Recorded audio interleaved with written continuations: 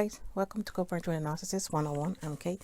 Thank you so much for subscribing, and if you haven't subscribed, please do, and don't forget to hit the bell button so you know when I upload more videos. Alright guys, so we're going to talk about co-parenting with a narcissist and reestablishing your identity. You guys know if you're in a relationship, you're still in a relationship with these people, or if you're already left, that while you're in a relationship with a narcissist, you kind of lose yourself. And that is not really by choice. This just happens to be something you unconsciously get into so you can survive.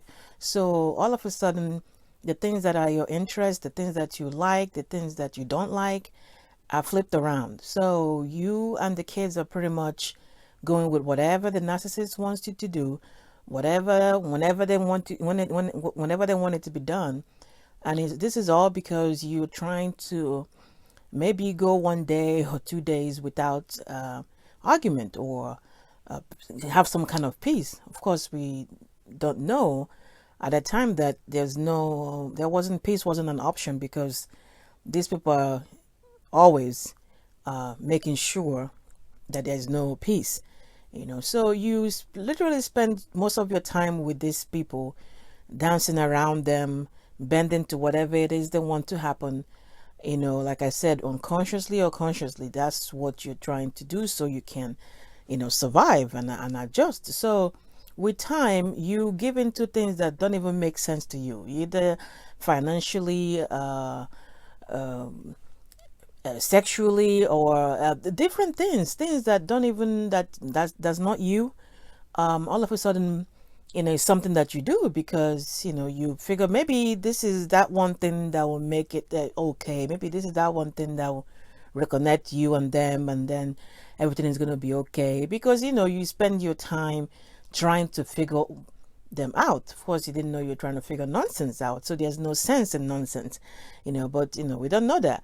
So you spend all your time trying to look for logic where it doesn't exist, while they are busy knowing that you're trying to figure them out, and of course watching you or enjoying you trying to unravel this thing you think that somehow that you didn't know that they were intentionally doing.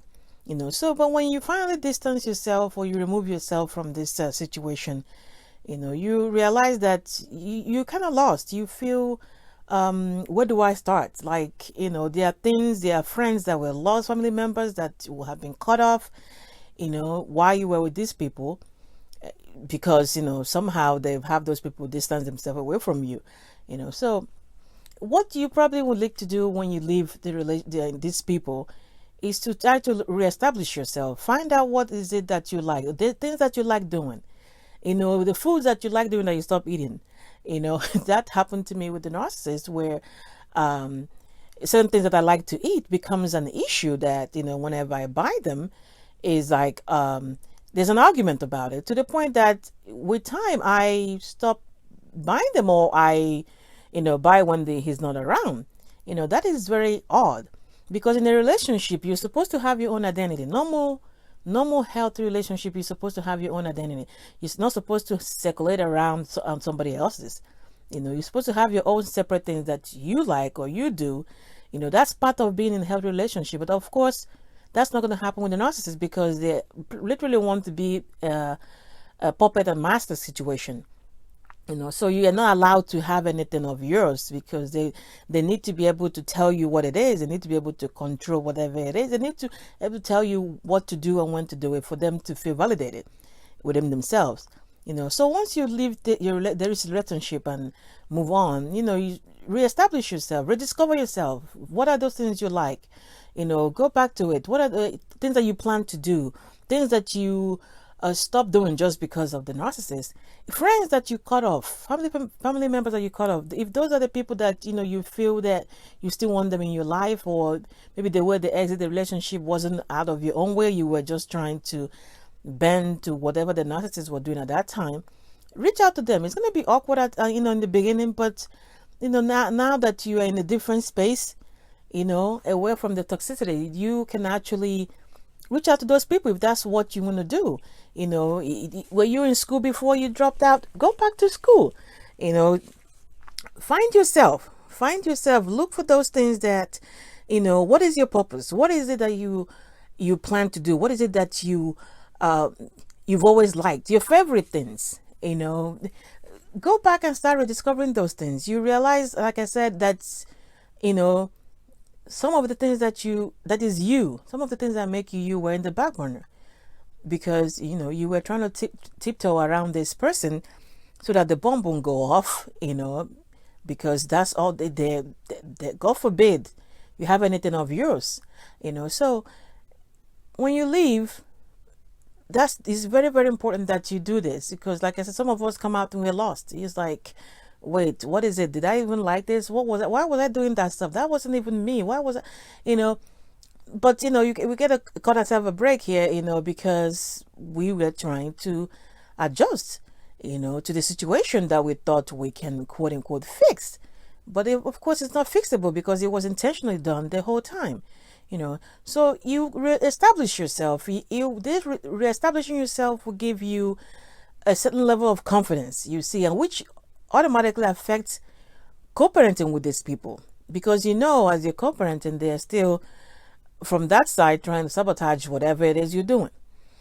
So reestablishing yourself, just like I keep saying in the videos as well, getting your mind right. This is going to give you what you need to effectively co-parent with these people because if you're already doing it, so you already see how crazy it is.